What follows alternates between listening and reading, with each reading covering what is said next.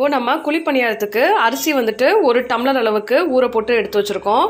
பாசிப்பருப்பும் வந்துட்டு 1 டம்ளர் அளவுக்கு ஊற போட்டு எடுத்து வச்சுருக்கோம். இதில் வந்து ஒரு 2 உளுந்து மட்டும் நம்ம கையில் அள்ளி நம்ம போட்டுக்கலாம் ஊற போடும்போது. இப்போ ஒரு ஃபுல் தேங்காய் அளவுக்கு தேங்காய் வந்து நான் துருவி வச்சுட்டு சேர்த்துக்க போகிறேன். ஸோ ஏலக்காய் வந்துட்டு நம்ம அரிசி அரைக்கும் போது சேர்த்து நம்ம அரைச்சிக்கலாம்.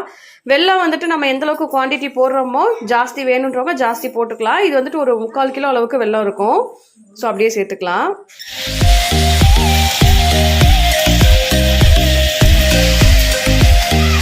இந்த அரிசி மாவும் பச்சைப்பயிறு மாவும் அரைச்சதும் நம்ம சேர்த்து வச்சிருக்கோம். அதுலேயே வந்துட்டு ஏலக்காவை நம்ம தட்டி சேர்த்துருக்கோம். அதோட திருவி வச்ச தேங்காவும் வந்துட்டு சேர்த்துக்கலாம். வெல்லத்தை வந்து நம்ம துருவி எடுத்துக்கலாம். துருவி எடுத்துட்டு அப்படியே நம்ம டைரக்டாவே சேர்த்துக்கலாம்.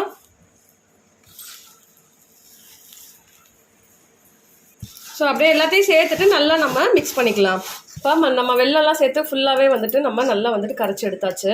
நம்ம மாவு அரைச்சதுக்கப்புறம் ஒரு 1/2 மணி நேரம் அப்படியே வச்சிட்டோம் அப்படின்னா கொஞ்சம் நல்லா புளிச்சு வந்துடும். அதோட நம்ம வெள்ளம்லாம் சேர்த்து இப்போ நம்ம பணியாரம் ஊற்றலாம்.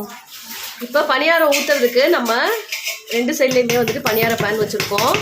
இப்போ வந்து நம்ம நெய்யை விட்டுக்கலாம், இல்லை எண்ணெயும் விட்டுக்கலாம்.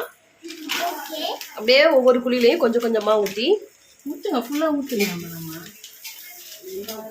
இது ஒரு சைடு வெந்ததுக்கப்புறம் இன்னொரு சைடு நம்ம அப்படியே திருப்பி போட்டுக்கலாம்.